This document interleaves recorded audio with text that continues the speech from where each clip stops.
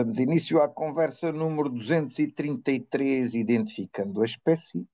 Vamos falar sobre um pilrito semipalmado. E temos então o Gonçalo Elias para nos falar sobre uma espécie que, pelos vistos, esta tem uma distribuição essencialmente novo mundo. Gonçalo, é isso, não é? Olá Zé, sim, é verdade. Foi a minha primeira espécie americana e foi assim enfim, não estava minimamente à espera. Eu tinha voltado ao Algarve, aquilo que já era o meu local habitual de visita, que era na Ria de Alvor, de que eu tinha ficado fã, porque tinha de facto, cada vez que lá ia, havia espécies novas, né? Porque também tinha lá uma equipa já experiente, que era dirigida pelo Peter Harris, que na altura era o diretor do centro, e tinham lá outros observadores. Um deles era o Colin Jackson, que era um anilhador que viveu lá durante uns anos, e eu estava lá de visita, eu estava interessado. Normalmente eu dava voltas durante o dia, mas eles faziam anilhagens de limícolas de 15 em 15 dias ou assim, durante a noite. E no dia 18 de outubro de 1989, eu ainda estava a dormir e vão-me acordar para aí às 7 da manhã.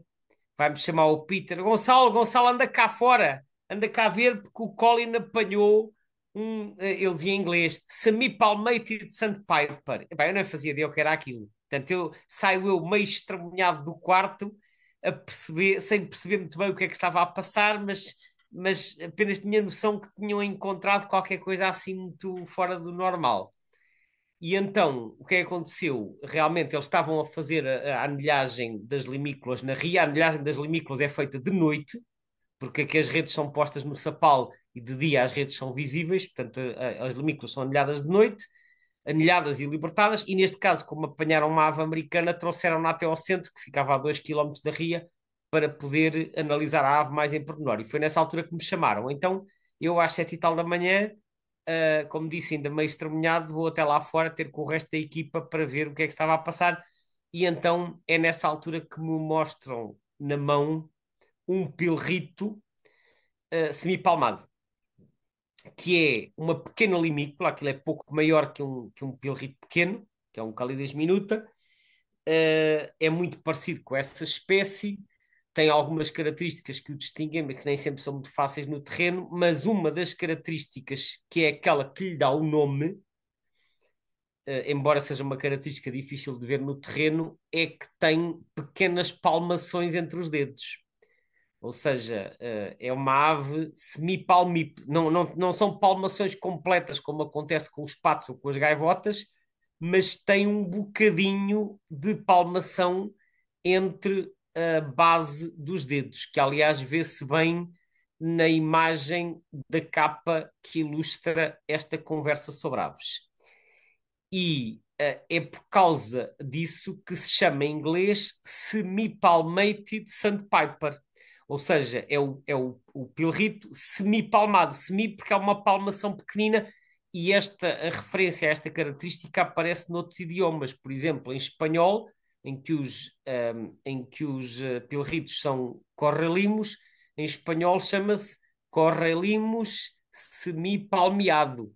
E em francês, que os pilritos são becassos, é becasso semipalmé. E em italiano é gambecchio semipalmato. Portanto, em vários idiomas é feita a referência a esta característica, que é uma característica que permite distinguir de outros pilritos europeus. Como disse, é muito difícil de ver no terreno, temos que estar muito perto. Por isso é que, quando alguém suspeita que está a ver um pilrito semipalmado, se tiver a oportunidade de tirar muitas fotografias para ver se vê as palmações entre os dedos, que é uma característica bastante útil. Pronto, e então foram estas as circunstâncias de observação do meu primeiro registro. Foi uma ave na mão, que depois foi processada, anilhada e devidamente libertada. Como eu já referi anteriormente, a propósito de outra espécie que eu também tinha visto na mão, que foi a flosa malhada, os mais puristas, os que fazem competições para ver quem é que viu mais espécies na natureza, não contam aves na mão, porque uma observação na mão de uma ave que foi capturada em anilhagem não é contável, digamos assim, para estes registros de competição. Eu contei isto na minha lista porque eu nunca estive a fazer competição com ninguém e, portanto, para mim o mais importante aqui era ficar a conhecer a espécie e não tanto se eu tinha visto à solta ou se eu tinha visto na mão. Acabou por ser uma circunstância feliz esta de conseguir ver a ave na mão, porque consegui ver características que no campo seriam mais difíceis de ver.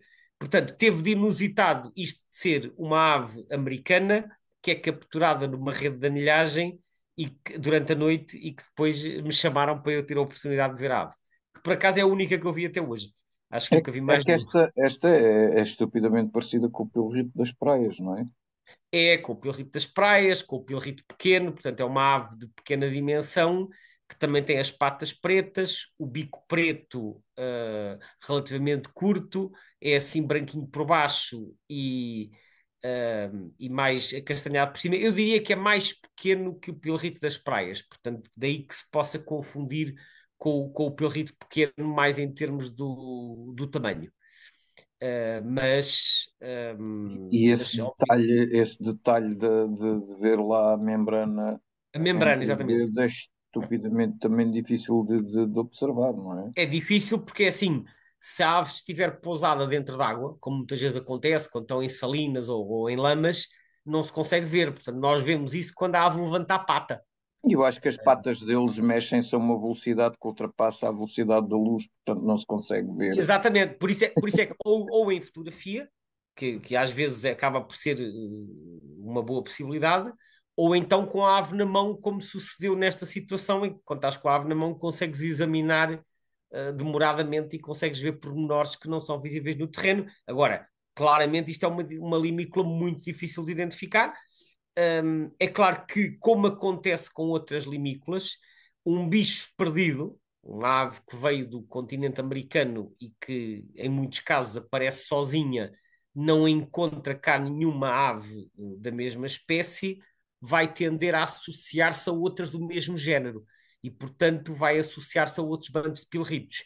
O que significa, isto também é uma dica para quem gosta de procurar raridades, quando vemos um grande bando de limícolas, sejam pilritos, ou seja, maçaricos, ou borrelhos, ou outra coisa qualquer, normalmente, quando vemos um bando de 50 ou de 100 ou mais, examinando demoradamente o bando, muitas vezes encontram-se coisas menos comuns lá no meio. Portanto, uma forma tradicional de encontrar raridades é prescrutar grandes bandos. Isto aplica-se a limícolas, a gaivotas, a patos, a gansos e a outros grupos de aves. Não quer dizer que eles apareçam sempre juntos com outros, mas é frequente juntarem-se a outras aves do mesmo grupo, porque isto são aves gregárias e se não há irmãos, vão procurar primos, digamos assim. Esse registro que tu referiste, como tendo sido a tua primeira observação da espécie, é o primeiro registro que está na lista das observações homologadas? É o primeiro registro homologado, não apenas para Portugal, mas até para a Península Ibérica, ok? Portanto, esse registro foi o primeiro para a Península Ibérica. Atualmente em Espanha, depois disso, já houve mais uma série deles. Em Portugal, até hoje, houve 7 registros homologados. Se esta lista estiver atualizada, estou-me a guiar agora pelo que está no portal Aves de Portugal. Há 7 registros, mas depois deste de 1989 só voltou a haver outro em 2011. E de 2011 para a frente já houve vários. Ou seja, dos 7 registros homologados, 6 foram de 2011 ou depois disso. Isto também reflete, em parte, um maior esforço de observação. Hoje em dia, há várias dezenas de observadores, um pouco por todo o país, que vão estando muito atentos à presença de raridades e que vão prescrutando os bandos de limícolas e não só, na altura certa, porque esta altura certa também tem a ver, em parte, com a época das migrações, porque estas raridades americanas normalmente têm uma época própria para aparecer, que é final do verão ou início do outono, que é quando estão a migrar de norte para sul, e também quando há tempestades, porque é um fenómeno desde há muito conhecido que quando há grandes tempestades no Atlântico, com ventos fortes do oeste, porque as tempestades tipicamente vêm do oeste para leste e, e são depressões que se movimentam pelo Atlântico e que arrastam consigo muitas limícolas e outras aves aquáticas vindas do continente americano. E, portanto, quem quer procurar limícolas normalmente também segue esta estratégia de estar atento à meteorologia e de ir procurar em locais propícios após a ocorrência de condições meteorológicas favoráveis. Portanto, como eu dizia, hoje em dia há um crescente número de observadores muito atentos a estas circunstâncias e que vão procurar estas raridades nos sítios certos, nas alturas certas. E, Se não portanto, estou em aí, erro, existe um webinário sobre esse tema das migrações e das das tendências, raridades, sim, não é? das observações de raridades. Exatamente. Existe sim uma gravação no portal Aves Portugal, no canal YouTube, e que explica um bocadinho qual é a origem das espécies divagantes e as épocas do ano em que elas aparecem. No caso de Portugal, temos então sete, Portugal continental, porque depois já vou falar dos Açores. No caso de Portugal continental, temos sete observações homologadas. Curiosamente, as sete são todas em distritos diferentes, porque depois, portanto, para além daquela no Algarve, que é no distrito de Faro, houve uma em Leiria, uma em Aveiro, uma no Porto, uma em Lisboa, uma em Coimbra e uma em Setúbal, estou a dizer os distritos. Portanto, uma em cada distrito diferente destas sete, mas com uma concentração temporal bastante clara, porque dos sete registros, cinco foram em setembro, o que mostra claramente que é exatamente esta época do ano que é a mais favorável para encontrar. E desses cinco em setembro, quatro foram na segunda quinzena de setembro. Portanto, é claramente a época das migrações, quando eles estão a migrar de norte para sul e de repente são apanhados por uma tempestade e vêm parar à Europa. Dos restantes dois, um foi em outubro e outro foi em julho. Portanto, isto acontece com muitas aves divagantes que, na maioria dos casos, há um padrão temporal que está relacionado com os movimentos típicos da espécie, e no caso das espécies divagantes oriundas do continente norte-americano, isto varia um bocadinho com as espécies, mas a maioria delas tem os seus picos, ou em agosto, ou em setembro, ou em outubro. Neste caso é em setembro. Portanto, é um mês também muito propício para encontrar raridades americanas. E diga-se em bom da verdade que estas aqui nidificam lá bem para cima para o norte, mas depois chegam a migrar até à outra ponta do sul-americano, do continente sul-americano, não é? Elas fazem Exato. umas Ou seja, migrações. isto é uma ave neártica, e que depois, portanto, neártica na região de nidificação, e neotropical na região de invernada, ou seja, traduzindo isto por continentes, nidifica na América do Norte e inverna na América Central e do Sul. Ou seja, nidifica onde? Nidifica no Ártico canadiano, portanto é um pilrito que vai nidificar mesmo lá para cima, nas regiões árticas lá do Yukon e do Nunavut e aquelas províncias do norte do Canadá, lá da ilha de Baffin e Ellesmere e outras que tais, e depois nidifica também na costa norte do Alasca, a parte norte, portanto virada ao Ártico, e até um bocadinho na parte da Ásia, portanto no extremo leste da Rússia, também virado ao Ártico. Depois, na migração, atravessam o sul do Canadá, atravessam os Estados Unidos e o México e vão invernar, por um lado, no Caribe, portanto, Cuba, Jamaica, Porto Rico e todas as Antilhas, um pouco no Yucatão, portanto, naquela península do México que está no centro do Golfo, e depois nas costas da América do Sul, desde o Chile, passando pelo Equador, Colômbia, Venezuela, Guiana, até ao Brasil. Mas Portanto, eu vi costas uma da América referência também. qualquer a observações da espécie mesmo lá no sul da Argentina. Sim, mas aí já são menos frequentes, ou seja, a descrição que eu estava a dar é mais de acordo com o mapa que está no Birds of the World e que, portanto, descreve a região principal de invernada, ok? Portanto, a região principal de invernada vai pela costa brasileira até ali à zona de São Paulo, ou talvez um bocadinho mais a sul. Mas, claro, e no Chile também vai, desce um bocado ali até Valparaíso, Santiago. Mas, claro, depois há uns registros isolados lá muito mais para sul, mas já são muito menos, porque já são poucos os indivíduos que chegam até lá tão abaixo. Portanto, eu diria que a maior parte inverna no Caribe e nas costas da América do Sul, na parte norte e na parte central, e também na América Central, portanto, ali zonas como Costa Rica, Panamá, esses países. Conta-nos lá sobre a relação desta espécie com o caranguejo de ferradura. Epá, eu confesso que não li nada acerca disso, mas talvez se tu leste, convidava-te tu Epá, a elaborares um bocadinho sobre isso. não é só esta, quase todas as limícolas que nidificam lá para cima para o norte do Canadá e Alasca e coisas do género, e depois fazem migrações de longa distância para sul, eh, pelos vistos têm ali dois ou três pontos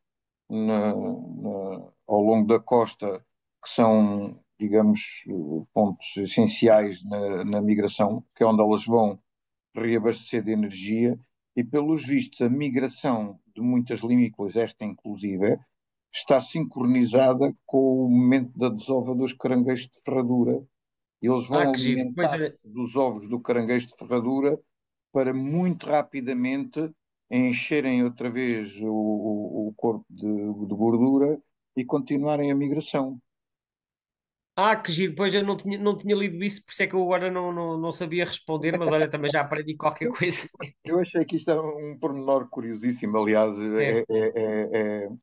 é até referido em várias referências, precisamente porque é um dos fatores de risco que ameaça esta espécie, é a redução do caranguejo de ferradura. Pois sabes que ele está com o estatuto NT, que está quase ameaçado. Exato, exato, exato. Está, Agora, tu há bocadinho referiste os Açores. Obviamente que se esta espécie de vez em quando atravessa o Atlântico e vem até aqui à Europa, pelos vistos também há assim uma série de observações em Inglaterra, Islândia e outras coisas desse género, portanto, será de admitir que algumas das ilhas atlânticas sejam mais importantes até do que a nossa costa. sim, sim, é assim. As limícolas que aparecem em Portugal continental e de uma forma geral na Europa, quase todas já apareceram nos Açores. E algumas delas, sabe-se hoje, são bastante regulares e, portanto, no caso dos Açores, há várias limícolas americanas que já nem sequer são consideradas raridades. É o caso do pilrite semipalmado, que nos Açores, ao princípio era raridade, mas depois chegou-se à conclusão que era bastante regular e por esse motivo deixou de ser considerado raridade nos Açores, salvo erro, desde 2009. Há muitos registros nos Açores, muitos mesmo. Chegou a haver inclusivamente uma observação de 12 indivíduos, ok? 12, na Ilha Terceira, em setembro de 2011. Mas, olhando para o mapa do eBird, nós vemos que há registros em quase todas as ilhas, exceto apenas, assim, olhando para o mapa que está no eBird, que não tem tudo, mas tem muitos registros, a única ilha que não tem registros é a Graciosa. Portanto, já apareceu em 8 das 9 ilhas dos Açores. Ok? Portanto, como disse, já deixou de ser considerado uma raridade desde 2009, o que significa que é hoje em dia visto como sendo uma espécie regular na região. Ainda que, tal como acontece no continente, haja muito mais registros no outono do que no resto do ano. Nós temos que ver que estas aves que atravessam o Atlântico, vindas da América, portanto, durante a época de migração, são arrastadas por tempestades. É claro que há mais que chegam aos Açores, porque os Açores estão mais perto dos Estados Unidos e do Canadá, mas há algumas que chegam ao continente europeu. Agora, nós temos que ter presente que por cada uma que nós vemos cá, para começar, há mais uma série delas que ninguém viu. Há sempre algumas escondidas que não chegaram detectadas. E depois há, se calhar, centenas delas que ficaram pelo caminho e não conseguiram atravessar o oceano e morreram antes de chegar ao fim por exaustão. Isto acontece muito, ou seja, por cada uma que chega cá, se calhar há uma série delas que não são vistas e muito mais que não chegaram. Ou seja, o número de potenciais pilritos a chegar à Europa, se todos conseguissem cá chegar, seriam centenas. Alguns conseguiram chegar aos Açores. Agora, os que passaram acima ou abaixo dos Açores, não tinham onde parar, estes bichos não nadam, portanto têm que continuar a voar até encontrarem terra firme ou até ficarem sem forças. É assim que funciona com as aves divagantes. Eu tenho ideia de ter lido em qualquer lado que as migrações podem chegar a incluir centenas de milhares de indivíduos. Será que li bem? Desta espécie. Sim. É possível, repara, a população mundial está estimada em 9 a 11 milhões de indivíduos. Portanto, é uma limícola relativamente abundante. Ao contrário, por exemplo, da última que nós falamos, que era o perna vermelha escuro, que é uma limícola pouco abundante a nível global. Agora, portanto, esta é uma ave abundante. E as limícolas, de uma forma geral, não todas, mas de uma forma geral, os pilritos, etc., tendem a formar bandos quando estão a migrar. E, portanto, sendo uma limícola abundante e sendo gregário, pode formar bandos grandes. Por exemplo, no Birds of the World, eles referem que na região central da América do Norte já foram encontrados grandes bandos em migração, por exemplo, uma concentração, que é feita lá a referência, de 350 mil indivíduos. Isto são concentrações absolutamente brutais. E falam noutros sítios de locais onde onde já foram encontradas concentrações, por exemplo, em Delaware Bay, em New Jersey, na última semana de maio, com números de pico de 115 mil, e noutros locais com 200 mil. Portanto, são números realmente gigantescos, mas como disse, é uma espécie muito abundante. Eles essencialmente vão nidificar no Canadá e vêm todos da América Central e do Sul, portanto, eles todos atravessam os Estados Unidos. E haverá, se calhar, sítios que são particularmente favoráveis e que são usados como pontos de paragem por grandes bandos migratórios. Ahm, Diz-me uma coisa, como é que é em relação à taxonomia desta espécie, e o significado deste nome?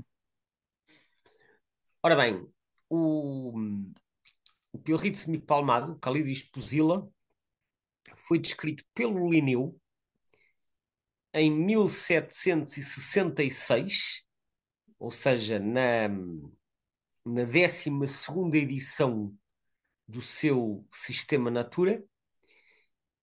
O local tipo não foi na Europa, porque esta espécie, nem sei se na altura já tinha tido algum registro na Europa, foi em Santo Domingo. Santo Domingo fica no Caribe, né, na República Dominicana. Eu não sei se o Linneu foi lá ou se alguém lhe trouxe a ave. É mais provável. Eu andei à procura dessa informação, não consegui encontrar. Teria que ver a descrição original, mas penso que alguém lhe terá trazido a ave, porque o Linneu descreveu aves de outros continentes, portanto, provavelmente alguém lhe fez chegar o indivíduo. Um, Portanto, Calidris pusila, mas o Linneu na altura chamou-lhe Tringa pusila. Depois, mais tarde, é que isto foi reclassificado no género Calidris. Calidris é mais um nome que vem da antiguidade. É uma ave ribeirinha mencionada pelo Aristóteles, que ninguém sabe o que era, mas que alguns autores posteriores conjeturaram que seria um maçarico ou uma alvéola. Eu já disse a mesma coisa quando falámos do Tringas, não é? Que Exato. foi a conversa anterior. Portanto, há alguns nomes de aves que eram mencionadas pelo Aristóteles, mas a forma como eram referidos não permitia associar a uma determinada espécie em concreto. Só que o Linneu foi buscar uma série dessas palavras, porque eram palavras de origem grega, e ele usou muitas palavras de origem grega, e então pegou no Tringa o, para o maçarico, perdão, para o perna vermelha escuro, que foi o que falámos no outro dia, e em relação ao gene Calidris, o gene Calidris também vem do Aristóteles, embora neste caso este nome aparece usado pela primeira vez pelo Gmelin em 1789. O Gmelin, que é um naturalista alemão, que é Johann Friedrich Schmeling, que publica a 13ª e última edição do Sistema Natural. Ele terminou o trabalho do Linneu. Portanto, é possível que o Linneu já tivesse registado este nome Calidris algures, indo buscar aos trabalhos do Aristóteles. Portanto, resumindo, ninguém sabe muito bem o que é que isto significava, mas é um nome que acabou por ser aproveitado um, para as espécies de limícolas e não só. O género acaba por ser também proposto, é usado pela primeira vez pelo Gmelin numa espécie Tringa calidris, mas é proposto como género por um outro naturalista alemão que é o Blasius Merham, em 1804. Quanto ao Pusilla, Pusilla, este nome foi mesmo dado pelo Linneu, que, como eu disse, lhe chamou Tringa Pusilla. Pusilla é um nome latino que significa muito pequeno. É um diminutivo de pusus, que significa um pequeno rapaz. Portanto, no fundo, isto, Tringa Pusilla significa um maçarico muito pequeno. O Pusilla também aparece noutros nomes científicos, como por exemplo a Zapórnia pusilla, que é a franga d'água pequena, ou a Embrisa pusilla, que é a escrevedeira pigmeia. Portanto, Pusilla é o feminino de Pusillus, que significa então muito pequeno. Eh, uma coisa que deixou-me aqui um bocadinho também pensativo, principalmente, se bem que não tenho assim muita informação sobre o assunto, talvez saibas, que é, eu acho que ela tem com um estatuto quase ameaçado, apesar de ser uma ave com números enormes, não é? Como já falámos nisso. Há alguma razão particular para este estatuto lhe ser atribuído? Isso está explicado, por exemplo, no site da BirdLife.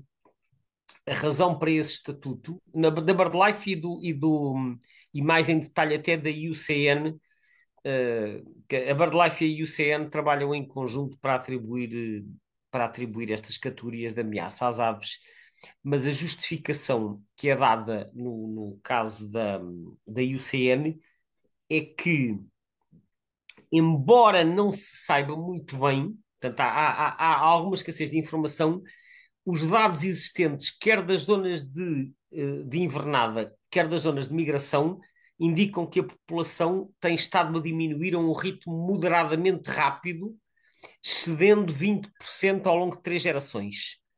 E embora, de facto, haja muitos, como referiste, as razões destas diminuições não são muito bem compreendidas, mas a rapidez da redução faz com que se esteja a aproximar do estatuto de ameaçada, e é por esse motivo que está colocado como NT, portanto é o rápido declínio. Agora, quando nós vamos ver na site da BirdLife, também tem lá uma secção na página dessa espécie que são as ameaças. E as ameaças eu também fui lá ver para tentar perceber porque é que está a diminuir.